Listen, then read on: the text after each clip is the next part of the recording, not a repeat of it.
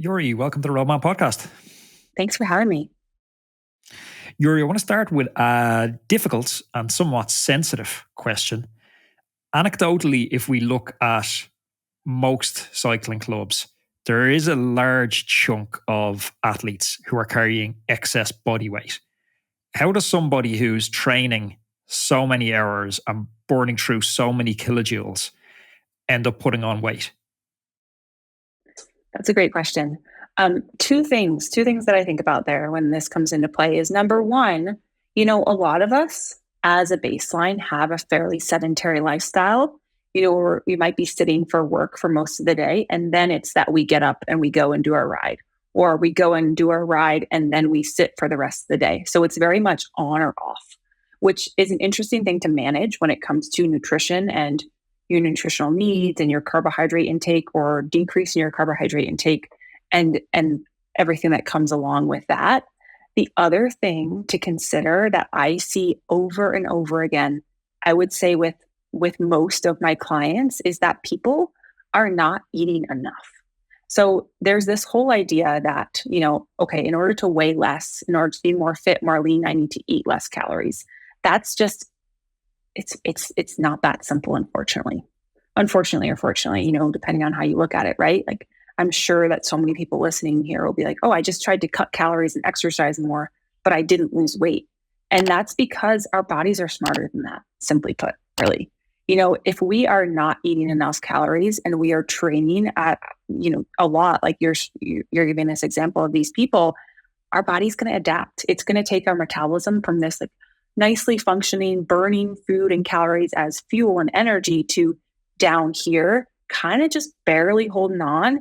And it's going to tend to hold on to more calories as fat and store it because it doesn't know when it's going to get enough calories this afternoon or that evening or the next day or not. So a lot of people I find are in this, like they're in too much of a calorie deficit. They're not getting enough calories consistently enough to meet the demands of their training.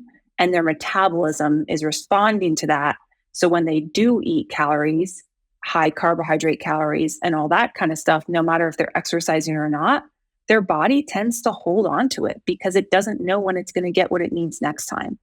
And that can be a really damaging place to be and a challenging place to be for people who want to lose weight. I know listeners already, their heads are spinning because they're like, on the one end, they're not moving enough and they're sedentary and that's why they're putting on weight. But on the other end, now they're not eating enough calories. These seem like contradictory. It seems like almost, what was George Orwell's phrase, double think for this type of thing. So maybe to start off this conversation, let's lay some foundational principles of weight loss to help us understand that. Is it as simple as calories in, calories out? Is there a thermodynamic effect or is there another variable here that I'm missing? I will say this, it's not necessarily that they're not active enough. They can be active enough. They're exercising on a regular basis, moving their bodies on a regular basis, but they then just also have that baseline of oftentimes a sedentary job. That is one thing, but that's not really the biggest thing here. The biggest thing here is that they're not eating the right calories at the right times to support their body being able to burn calories as fuel and energy rather than be predisposed to store them.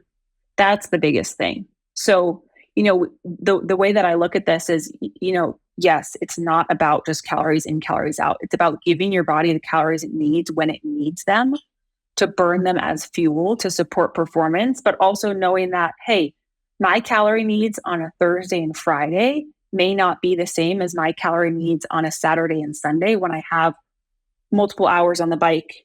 I've got a big weekend ride with the group or a race or something like that. So, the thing to think about here comes from the fact that none of our days, most of the time, are the same.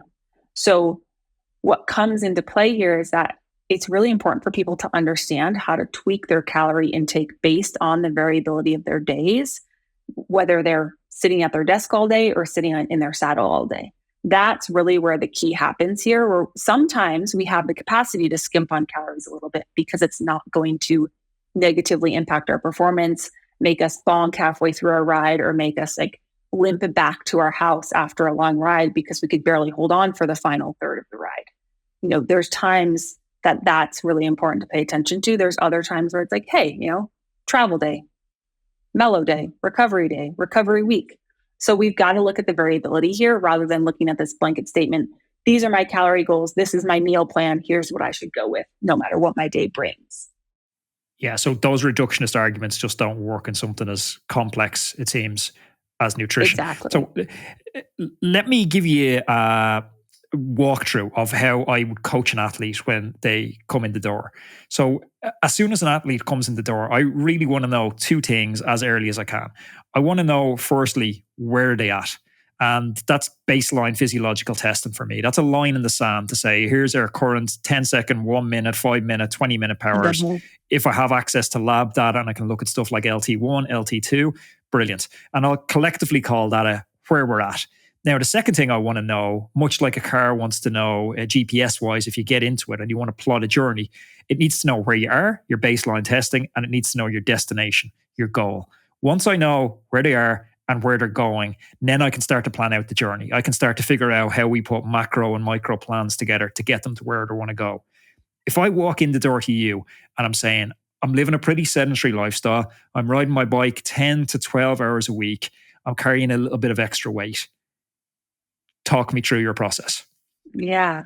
I love that you frame that up with that, because that's really the way that we look at it too with nutrition. Is the way that we start out with a new client before we get on the first call with them is we have them log their food, but not just their food. We have them log their food with timestamps and approximate serving sizes, in addition to what they did that day, in addition to how they felt that day.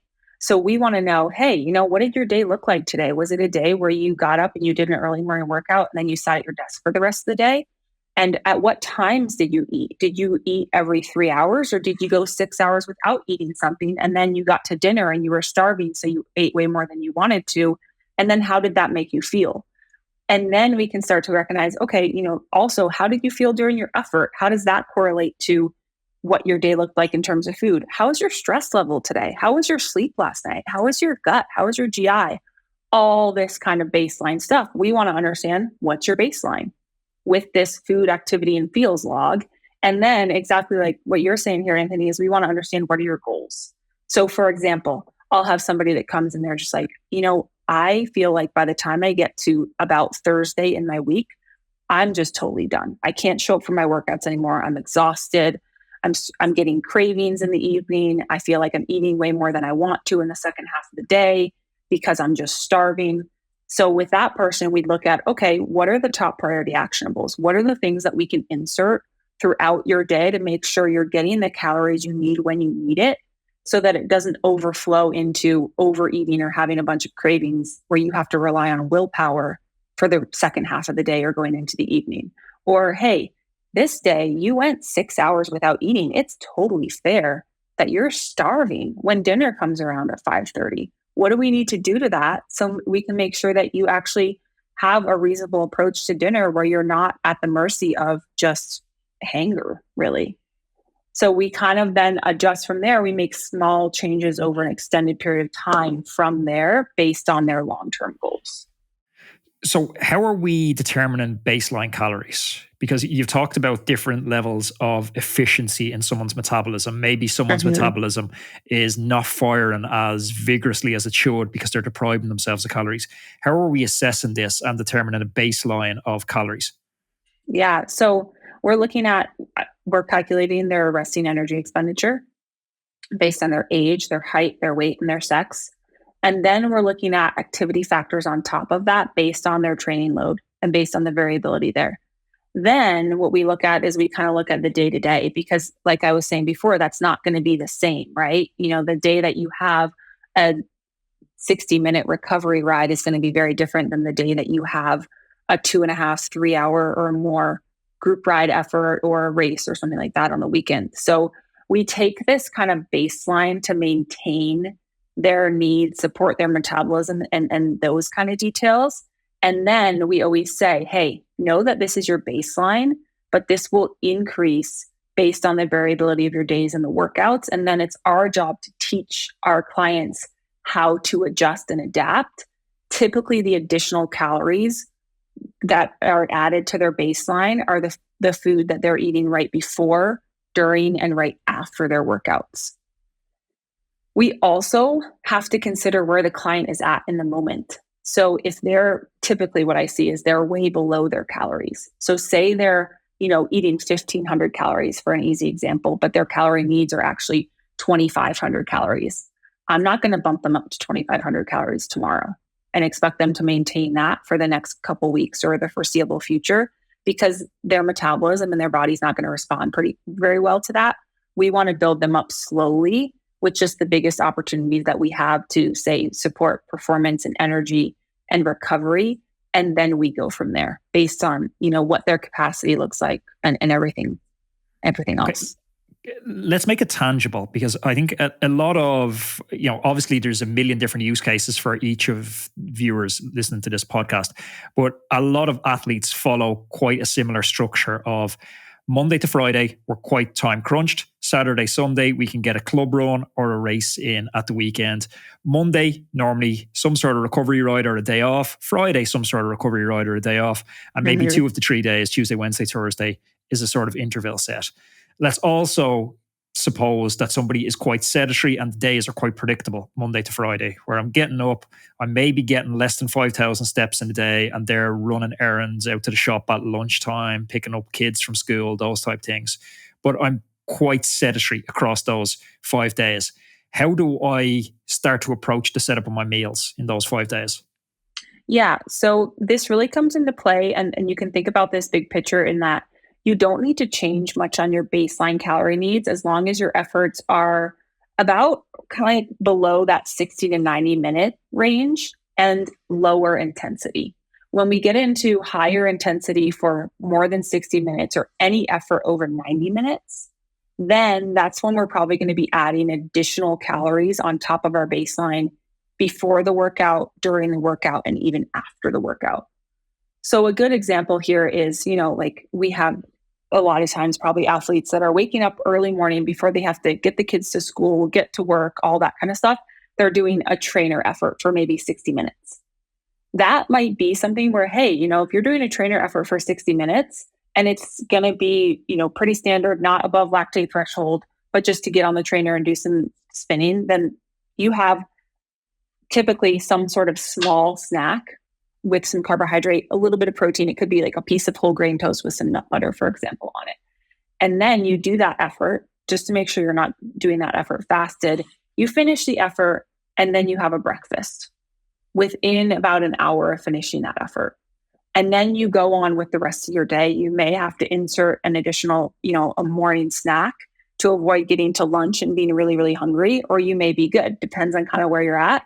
And then you go on with probably another snack and then dinner. However, as another example, if you were getting up and you were doing something that's a high intensity, say, VO2 max effort or something like that, then I would say, okay, even if it's 60 minutes or anything over 90 minutes, we might want to add in a little bit additional carbohydrates to that post-workout breakfast to add some additional calories and to add some additional carbohydrates to then set you up for recovery from that effort, but also set you up for your next effort the next day, no matter what that is. So these are the little tweaks. Does that make sense? Yeah. So I was wondering on that example, are you almost thinking of that Tuesday VO2 max effort? You're starting to think of that on a Monday evening, if it's an early morning session, and you're starting to add a little bit extra carbohydrate on your last meal on Monday morning to make sure you have the glycogen reserves to tackle that early Tuesday morning session. Yeah, you definitely want to make sure that you're not, this is something that sometimes happens, is that sometimes people will feel like they get hungry after dinner, especially if they've got a family and they're eating early, say they're eating at 5:30 or 6, but they don't go to bed until 9:30 or 10 o'clock, but they have an early morning high intensity effort the next day on that Tuesday, right? Then I would want to make sure that they're preparing themselves with that dinner, but also, hey, do we need to insert some sort of snack between dinner and when you go to bed to set you up for that early morning workout so that you're not, only able to show up 70% for that effort? Yeah, that makes sense. So we're thinking about this session almost in a little bit of a vacuum. And when I say the session, I'm using that broadly. So we have our baseline calories. I'm talking Monday to Friday here. We have our baseline calorie expenditure, which we've determined for the day. We'll say it's 2,000 calories. Yeah. And then we're thinking about the session as the pre-session fuel, the during session fuel, and the after session fuel. That's almost siloed, and that's a separate fuel set and calorie need than the rest of the day. So we have 2,000 that is our distribution across the day. And then we have the requirements of the session in this separate silo. Exactly. That's a great way to think about it. When we're thinking about the 2,000 calories across the rest of the day, and we're looking to lose weight, we're looking to drop 4 or 5 kilograms, what do we need to think about here? What are our considerations? Are we looking at playing around with the macro distribution of those 2,000 calories? Are we looking to play around with the timing, or are we looking to shrink the 2,000 calories to maybe something more like 1,800? Hey, Roadman, excuse the short interruption. I love riding the bike, but on account of being so busy with the podcast at the moment, I'm now what's called a time-crunched rider. I never thought I'd see the day. But I have a tool. I'm using Wattbike to keep myself sharp and on point with specific sessions to maximize that available training time. I have a Wattbike Atom right here in the recording studio beside me. And when I have an hour in between interviews, I jump on. It's removing all the friction points for me. There's no more 10-minute setup, unfolding legs, banging my knees off stuff, getting my hands dirty, the usual connection issues. It just works every single time. The Atom's perfect for virtual racing as well because it has crisp gear changes, it has 1% accuracy, and it has max gradient capability of up to 25%. If you're looking for an indoor trainer, I honestly couldn't recommend this any higher. I've been using a Wattbike since 2013. Honestly, it's the last indoor trainer that you're ever going to need. If you head on over to wattbike.com now and use code ROADMAN10, that's ROADMEN TEN, and that's going to get you 10% off your Wattbike. It can be a combination of all of those, really. So here are some of the things that I consider when we're looking at weight loss goals for people. We're number one, always going back to, okay, let's make sure that you actually have enough calories to support your metabolism to continue to burn calories as fuel and energy. And then what we can do is we can skimp on the calories, and even more specifically, the calories from carbohydrates for the meals and the snacks that are the farthest away from your effort for the day. So if you're doing a morning effort, the morning is not your time. Your post-workout breakfast is not your time to skimp on calories, or especially on carbohydrates. Your time to potentially skimp on carbohydrates and calories is maybe your afternoon snack or maybe your dinner. However, like we were just saying, if you have a high intensity effort the next day, or if you have a long effort the next day, you may not be skimping on calories in your dinner. So the main ideas here is skimp on calories for the snacks and the meals that are the farthest away from your effort for the day. Be mindful of what you have coming up the next day and how you're setting yourself up for that. Focus on reducing a little bit of carbohydrates and focus on, hey, if we're cutting calories, we want to focus on those foods that are going to be providing satiety, where we're going to be able to cut, maybe 200 calories or so, but not leave ourselves being hungry because we've cut that. So then we want to focus on the satiety inducing foods, which is proteins, fats, and fibers. Those are typically not the ones that we really want to be cutting overall. We want to be focusing more on, hey, can we cut carbohydrates without it negatively impacting our performance and our recovery?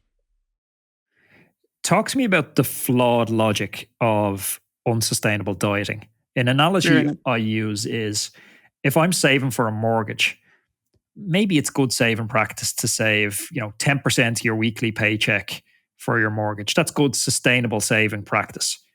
But it's going to take you forever to save that deposit. A much better way to do it would be to live like a monk for 7 or 8 months, try and save 80% of your disposable cash, get to your target faster, buy the house, and then move back into a more sustainable saving pattern. Can we use the same logic with dieting? Typically not, because our bodies, again, know how to adapt really well. And here's the thing, right? Like the way that I think about dieting is I always have to think about, well, how is our body going to respond to this? And how can we support our metabolism to continue to burn calories as fuel? The standard diet approach where it's, okay, I've got to lose, whatever it might be. I've got to lose 10 pounds or whatever it is.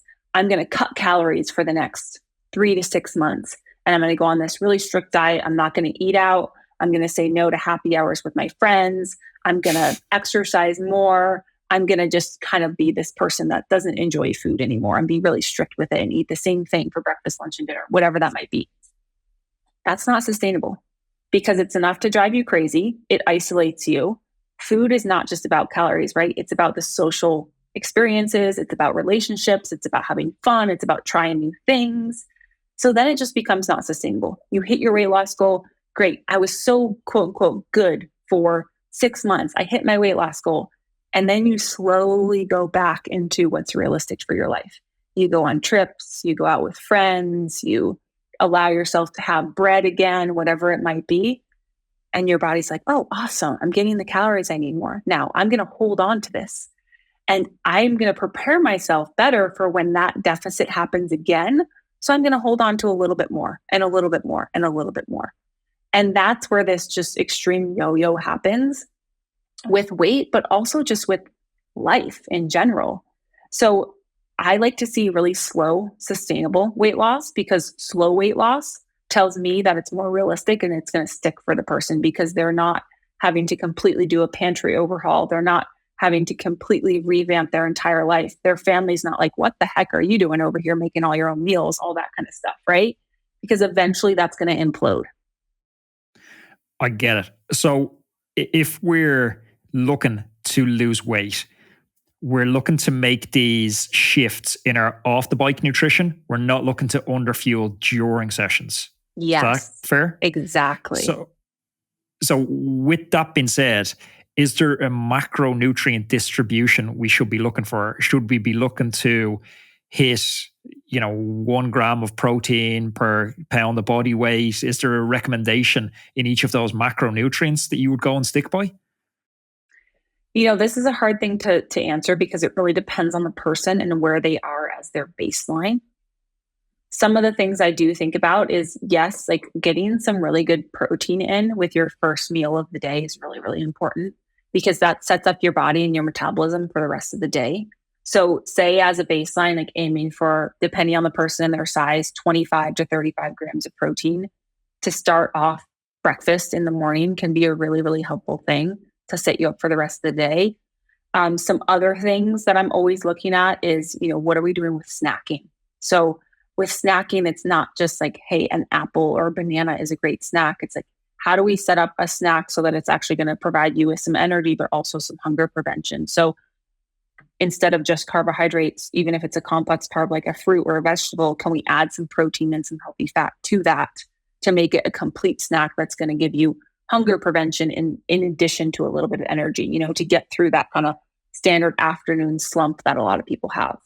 And then what we're doing typically is we're sandwiching most of our carbohydrate intake around our workouts. And then we can be mindful of carbohydrate intake, focus on more complex carbohydrates for the meals and the snacks that are farther away from our workouts.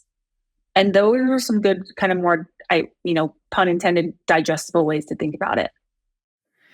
When I deconstruct this and I start trying to conceptualize what it looks like in reality, if I have a 2,000 calorie, just to keep my maths easy, 2,000 calories that I'm looking to do each day, and then I stick with some principles that you're talking about, like I'm looking to hit a certain amount of protein, I'm looking to also stack my carbohydrates in and around my sessions, it actually starts getting...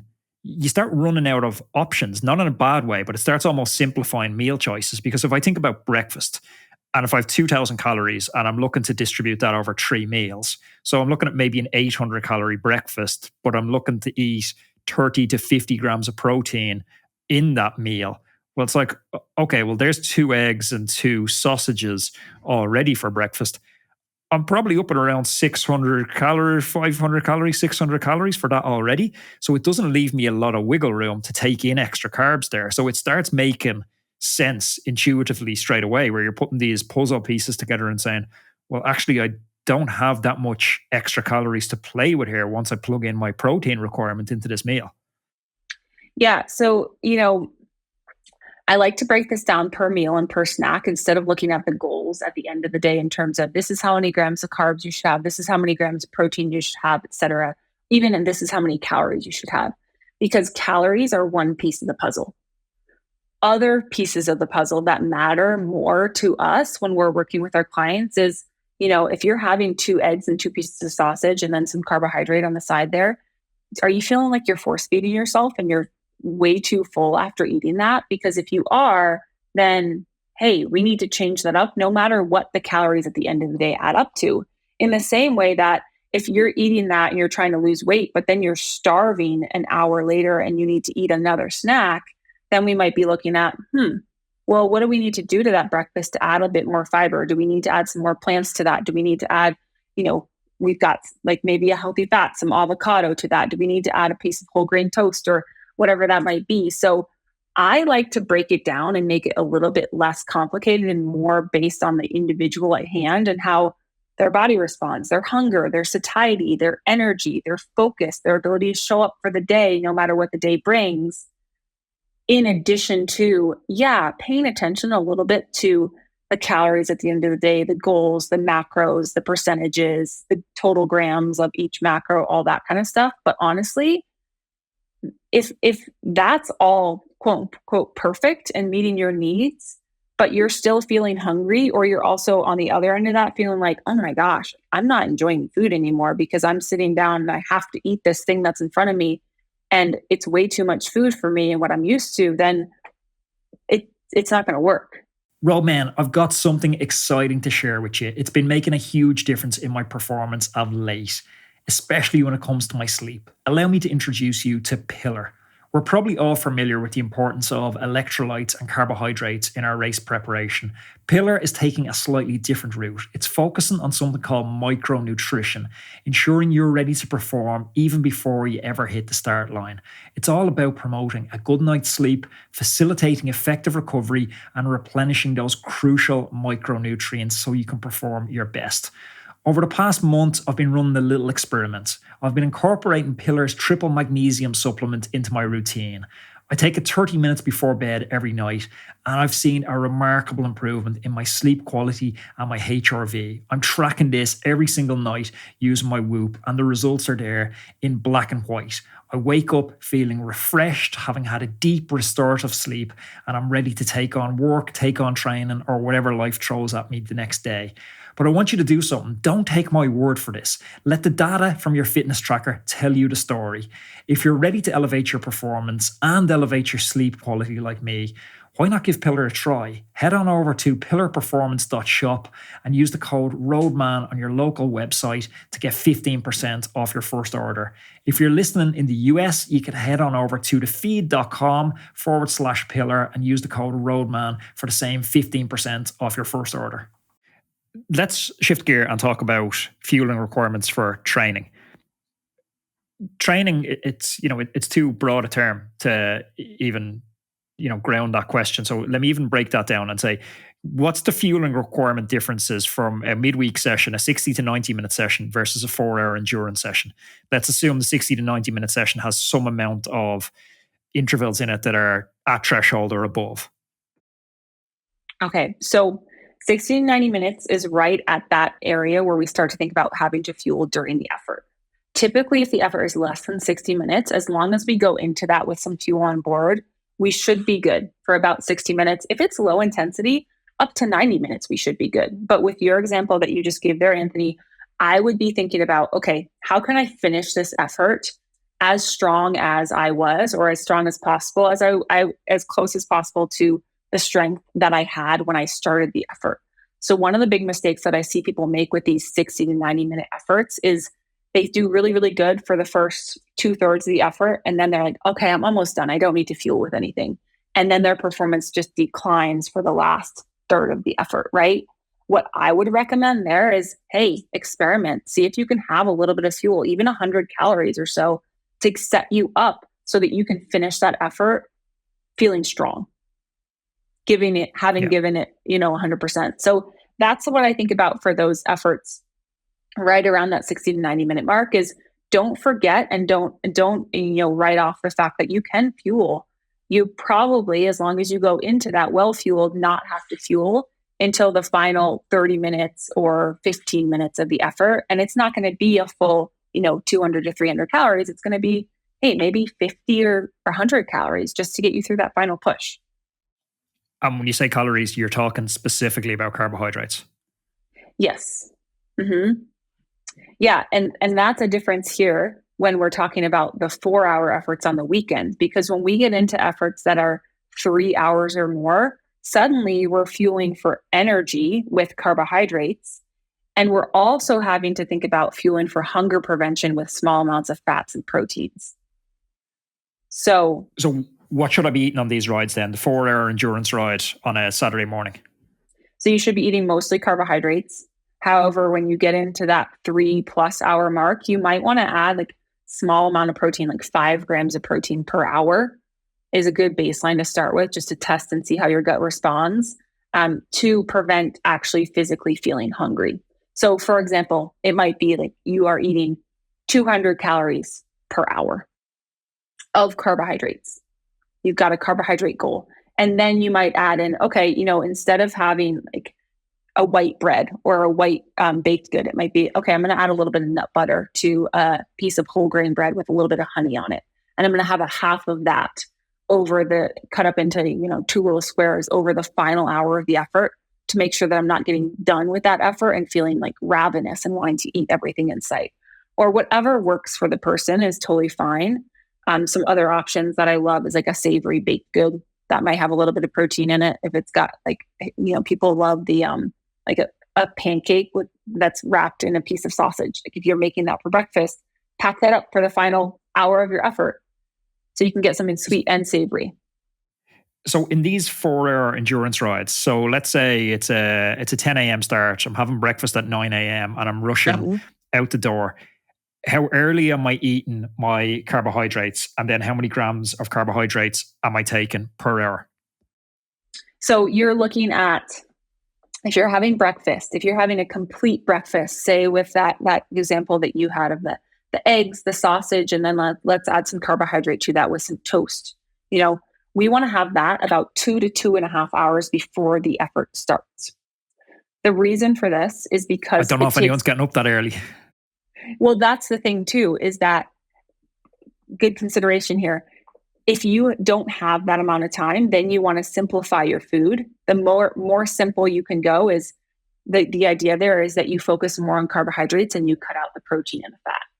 Because, there's some people absolutely that could eat those 2 pieces of sausage, the eggs, and the 2 pieces of whole grain toast, for example, an hour before the effort, and their gut would be fine. Other people are like, nope, no way I can do that. So this is a very individual thing. It depends on the person. But if you have only an hour before the effort and you need to eat something, then you want to be mindful to skimp on the protein and the fat, because that's the slow digesting stuff that's going to sit in your gut for a longer period of time. And then you're going to focus more on the carbohydrate component of that meal. I would personally add, like some complex carbohydrates, like some berries, some sweet potato or something like that, where it's going to be some fiber as well for hunger prevention. The whole grain bread is another example, but not going overboard with, that 30 grams of protein meal an hour before the effort. So basically the idea there is that, based on the timing that you have, for these early morning efforts, if we're getting up and doing an effort before work or something like that, we're not going to have a complete breakfast right before, because that's not going to sit well. We're going to save that for after the effort. Okay, so we have our breakfast. We jump on the bike. So we've had breakfast, say, anywhere from 2.5 to an hour before, with those amendments that you suggested based on the time and you're having breakfast. How soon are we having carbohydrates on the endurance ride, and how many grams? So typically we're good for about the first hour, 45 to 60 minutes. We're good based on what we've had before. Then at the 45 to 60 minute mark, we start consuming the carbohydrates primarily. It depends on the person in terms of how many grams of carbohydrates per hour. Typically, we're looking at like 30 to 60, but let's just say we're at 50 grams of carbs per hour to keep it simple here. 50 grams of carbohydrates per hour after the first hour. And then the way that I think about this too is that you're not eating that complete 50 grams of carbohydrates at the top of every hour for every hour thereafter. That can cause problems with your GI system. That can make it more difficult to tolerate that bolus of 50 grams of carbohydrates at one time. What we want to do instead is we want to slow drip our fuel throughout the hour into, as small as 15-minute increments. But hey, if you can do it in 30-minute increments 2 times throughout the hour, that's awesome too. Typically, it depends on kind of the pace of the ride and what your opportunities are to take your hands off the handlebars and actually consume fuel. But that's a really good thing for people to start to think about, especially if they're working on increasing their carbohydrate intake per hour, is, hey, can I do this into smaller increments, whether it's liquid calories in my bottle and or a combination of solid calories that I'm consuming. Does hydration affect my ability to absorb carbohydrates at different rates? Depends on if the hydration has electrolytes and carbohydrates in it, right? So it'll definitely contribute, if you're doing something that has carbohydrates in it to that hourly calorie goal, which is great. However, typically what I find is that people don't want to be consuming all of their carbohydrates from liquid, because that can be difficult for our body to digest as well. I'm thinking more if somebody's underhydrated. So if they're going with your fueling strategy, you recommend it, but they're not drinking enough. Say they're only getting through 150 mil per hour. Mm-hmm. Is that going to affect the absorption ability of those carbs? Yeah, it definitely can. And does that consideration change based on if it's straight out water or if it's a mix of water and electrolytes? The water and electrolytes will hydrate them more efficiently, even with a lower volume of fluid intake. So if they're having a hard time getting in enough, enough of a volume of fluid every single hour, then I would say, okay, let's slowly build you up to, a baseline of, let's say, 500 mil per hour. But if you're at 150 mil per hour, then let's make sure that 150 mil, no matter what, is carbohydrates and not just water at all. Very interesting. Yeah. There's a trend in World Tour at the moment where carbohydrate intake is just creeping up and up and up. And we're seeing World Tour riders taking in 120, 130, 140, even 150 grams of carbohydrates I've seen per hour in some cases. Mm-hmm. Is this desirable? And if so, how do we train our gastro tract to accept this level of carbohydrates? I tried it last year, trying 140 per hour on a training ride, and honestly, I felt like puke and I had to stop on the side of the road. I was like, this is disgusting. Yeah, absolutely. I like to see it. I like to see that there's a focus on carbohydrates, because this is coming from a history of these athletes just being so massively underfueled. And, we're starting to see all these really amazing things happen with the results that people are getting by just focusing on more carbohydrates. And I think overall, people being more accepting of carbohydrates, which is a really, really neat thing to see. There is also a cap, and we don't need to just too much of a good thing is not going to be a good thing anymore. So I think that's important to pay attention to as well. Yes, you can train your gut in the same way that as athletes, we all train our cardiovascular system and our muscular system.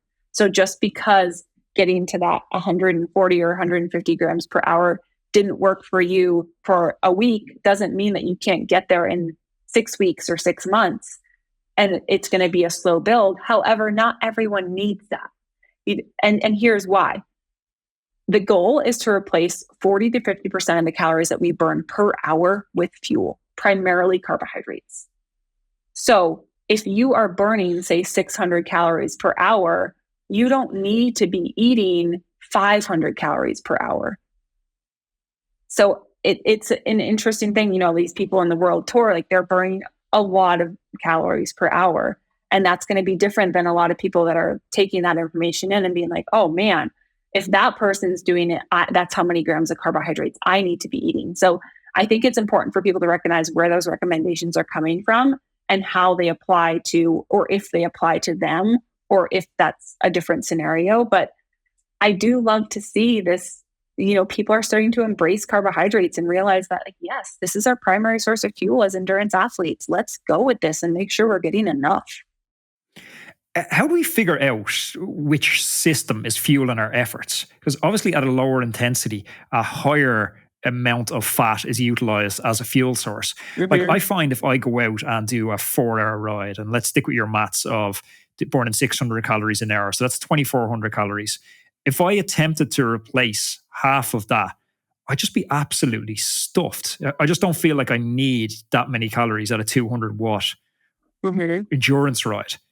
Is there a way of assessing efficiency levels or the distribution of carbohydrates from fuel? What fuel sources contributing to fueling this effort? Yeah, that's a great question. So first off, it's never going to be only carbohydrates or only fat, right? There's always going to be a ratio of the two. The way that I like to think about this is above lactate threshold, that ratio is going to move a lot in favor of carbohydrates for fuel and much less fat as fuel. The low lactate threshold, we can burn a lot more fat for fuel because we have oxygen available to do that. That's what's needed to burn fat for fuel is oxygen. So below lactate threshold, when we have more of that available, we can burn more fat for fuel and less carbohydrate for fuel. And that's your times when, hey, that probably means that you're burning more like 400 calories as opposed to 600 calories for your example there. And anyway, so you're probably more like, all right, I got to eat 200 calories during this part of the effort, and then maybe get up to 400 calories during my hill climb part of the effort, my harder part of the effort. So that's another thing that can be really interesting to kind of navigate is, hey, if I'm going out on a 4-hour effort, it's probably not going to be below lactate threshold the entire time. I might have some bumps of time in there where I'm actually above lactate threshold and some other times where I'm below. So your calorie needs thus are not going to be the same, and your calorie burn is not going to be the same every single hour. There's a variability here that we need to pay attention to and just be aware of too, that will help us understand how much to fuel. Is there a case for fasted rides? Not really, honestly. If you want to do fasted rides, the thing that I say is it needs to be less than an hour and it needs to be zone 2 or less. Nothing above zone 2. Beyond that, it's really not serving you. That's what we've found over and over again, and that's what more of the research is showing. Let me debunk a few more of these myths here because I quite enjoyed that one. Yeah. Recovery drinks, are they effective? Do they work? Recovery drinks are, hey, it's about like you want to replace the carbohydrates that you need and a little bit of protein, right? So it can be a fancy recovery drink. It can be a mix. But typically the main thing here that we're looking for is 4 parts carbohydrate and 1 part protein for recovering from an endurance effort. So anything over about 90 minutes. That can also be something super simple, like I'm going to throw a frozen banana in the blender with about a cup of some sort of unsweetened milk, whether it's a cow's milk or any alternative milk. I'm going to put in 2 tablespoons of any kind of nut butter and maybe a tablespoon of cocoa powder if I like chocolate. That's also going to be the same. So it doesn't have to be 4-to-1 ratio. I hear you on that, but how many grams of carbohydrates to how many grams of protein is that ratio breaking down as? Yeah, so about 40 grams of carbohydrates and 10 grams of protein. Okay, so throwing in 1 protein scoop is way too much protein. That's 20 grams of protein I'm throwing in the blender. Yeah, and it depends on what you've done. Like if that effort is maybe it's a long effort, like over 4 hours, you could do a little bit more protein and you'd probably actually want to do a little bit more carbohydrates as well. But yeah, it doesn't need to be like 3 parts protein and 30 grams of protein and 40 grams of carbohydrates. Should cyclists be taking creatine? Ooh, that's a great question. Creatine is big out there today. Creatine is actually great. From the research that we've seen, there's a lot of benefits that creatine has beyond the, just the old thoughts that creatine was for bodybuilders to support those, bodybuilding muscles and quick bursts of energy and all that kind of stuff. There's a really good podcast episode with Tactic Nutrition It's Afternoon Snack, I believe, is the episode, or is the name of the podcast. And they have one that's all about creatine. It talks about how creatine applies to endurance athletes. Now it talks about how creatine can support peri and postmenopausal women. It talks about all sorts of different, really just impacts of creatine and benefits that creatine can have. The way that I see it is creatine is, like, hey, try to take it, see how it feels. Go through a dose of creatine for a few months with your workouts, and then stop taking it and see if you notice a difference. It's not something that's going to be harmful or anything like that. So, yeah, I've never seen any bad data on it. I've been taking Exactly. 5 grams of creatine a day, and I've noticed no difference. People had maybe scaremongered a little bit when I started taking it, saying, "Oh, you're going to bloat out." But on that micro dose, I haven't noticed any difference in my body weight. Honestly, I haven't noticed any difference in my performance either. So Yeah. I think it's the problem with these things. I find is, even I know you're saying, well, take it and don't take it and see how you feel. But maybe they work in controlled laboratory environments. But my life is so dynamic. I have one good night's sleep, I have one bad night's sleep. Had a Chinese takeaway last night. You try and correct for all these variables. Yeah. It's difficult to observe the effectiveness of creatine. It is. It definitely is. That's very fair to say, and that's exactly where I'm at with it. Is I'm doing the same exact thing. That small dose that you're taking, and just focusing it around my workouts, and I'm going to go through a serving of it. I have the Thorne Research one, and I'm going to stop taking it and see if I notice a difference, but also noticing that I may not notice a difference at all. But yes, no negative impacts from it. So, hey, try it out and see. And some people will notice a difference probably, and some people may not. And then it's up to them to figure out what they want to do with it. I'm sure if they were to get into some lab testing and some specifics there, they would be able to see some differences there. But, not many of us are doing that. I had Dr. David Lipman on the podcast, and he had this interesting observation. He was looking at meta-analysis of what makes cyclists successful. And he had a lovely turn of phrase. He said, our long-term outcomes, they're less affected by our ceiling and more affected by our floor. By that, he meant that it's not really our best week that actually matters over the course of a season. It's our worst week that matters. The worst week happens for most of us because we pick up an illness, because we pick up an injury. Is there anything we can do to make ourselves a little more robust from those seasonal illnesses? I like to think about this, and I'm always talking to people about this, is yes, the low weeks, right? Where we hit the floor, where life happens, where we get sick, where we just can't, suddenly our training plan is out the window. What's the bare minimum baseline that you still need to maintain despite hitting the floor? And this comes down to nutrition. And, okay, bare minimum baseline is that I'm not going to go more than however many hours. Typically, it's about 4 to 6 hours without eating. If you go more than that, you're setting yourself up for failure. So how can we make sure that you're still hitting your bare minimum baseline of eating every 3 to 4 hours? How can we make sure that you're eating good quality foods to support your energy, your well-being, your gut, everything else beyond that? And then also, what's your bare minimum baseline in terms of taking care of yourself, reducing stress? Do you do your mindset work every single day? When you hit your bare minimum baseline, self-care should increase. And the problem that a lot of us have is that when we have life happen, self-care is the first thing that goes out the window. But what if we can switch that around and recognize that, hey, when we're just struggling with life, we need to actually focus more and lean more into self-care.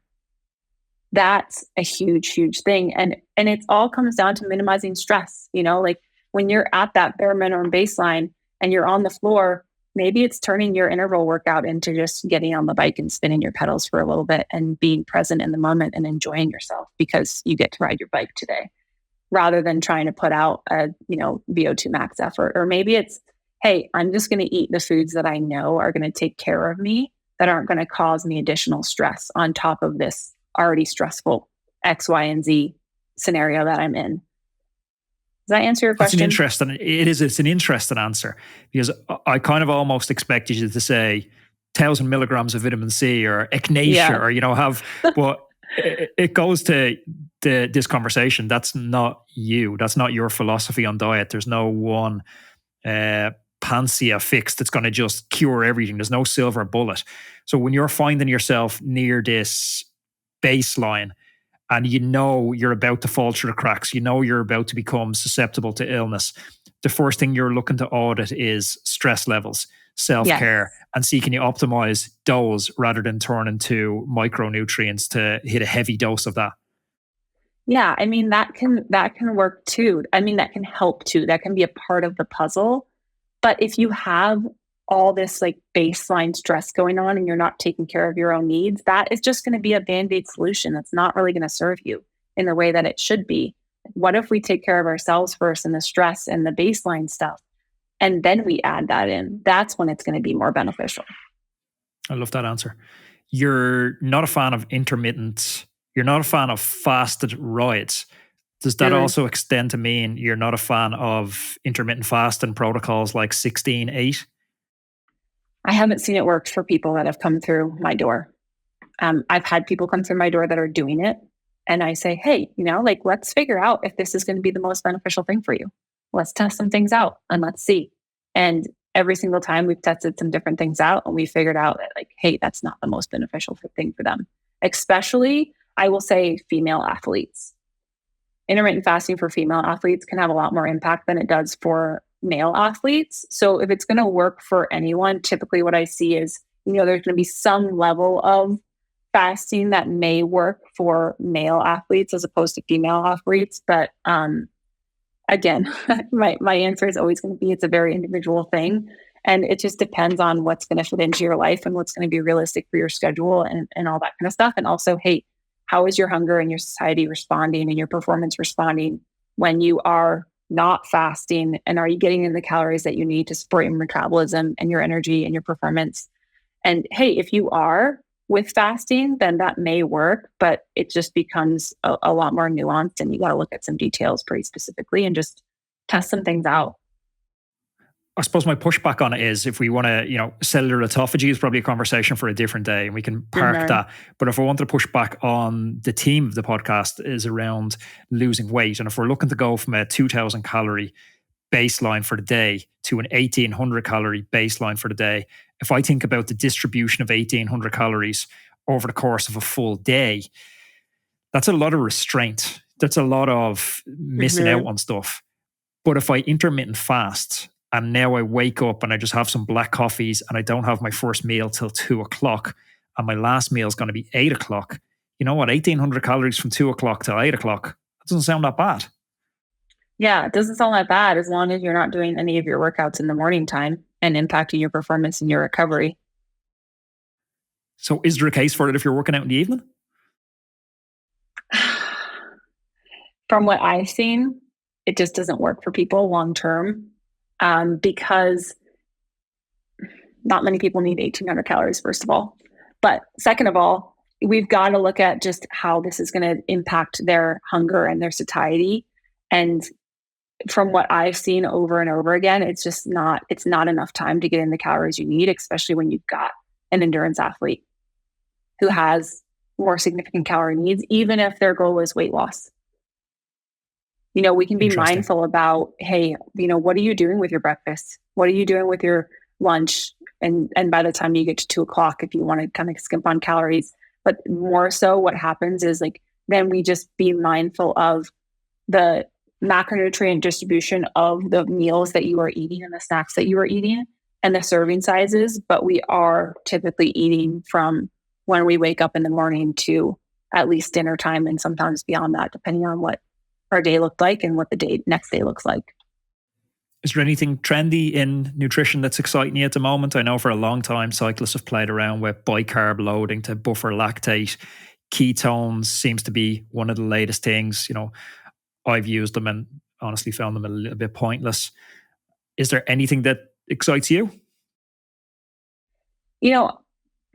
Not necessarily anything specific in terms of products or protocols or anything like that. I think that the thing that's exciting is that people are starting to recognize that there's a lot of value in learning more about their own needs when it comes to nutrition and recognizing that, hey, like just because there's this fad going on, or this is what my training partner is doing, or this is what, my biggest race competitor is doing, I think people are starting to recognize that there's an individual aspect to nutrition that's really, really valuable, and starting to kind of hone in on more of that and figure out how to focus on themselves and understand themselves. And I like to see that. I also like to see people starting to use more foods that they're excited about when they're on the bike and when they're exercising. You know, it's starting to get away from more of just the sports nutrition products and those packaged things to like, hey, can I make this cookie work? Or can I go to this bakery and make this like baked good that gets me excited work? Because that is so cool to see when we're looking at, hey, when we're exercising, especially for long durations and at high intensities, our appetite is suppressed. That's just how our body responds. So if our appetite is suppressed and we're not excited about what we have to pull out of our pocket to eat, it's pretty likely that we're probably not going to meet our calorie needs on an hourly basis. What if we can be super excited for what we have in our jersey pocket to pull out in an hour or in 30 minutes? It's much more likely that you're going to see your performance improve because you're going to be meeting your calorie goals per hour because, hey, that cookie looked really good and I'm super excited to bring it with me today. That's the kind of stuff I love to see. Yeah. Chocolate Pop-Tarts. So I just want to finish the podcast with that. Love it. Go eat chocolate Pop-Tarts. Let's leave it at that. There's your new inspiration. Uri, thank you very much. That was super helpful. I think a lot of people are going to benefit tremendously from this conversation. So thank you for being so kind and generous with your time and information. Good. Thanks for having me. That was fun. I enjoyed it. So if you like this video, you should definitely check out this video because I know you're going to love it. And don't forget to subscribe to the channel.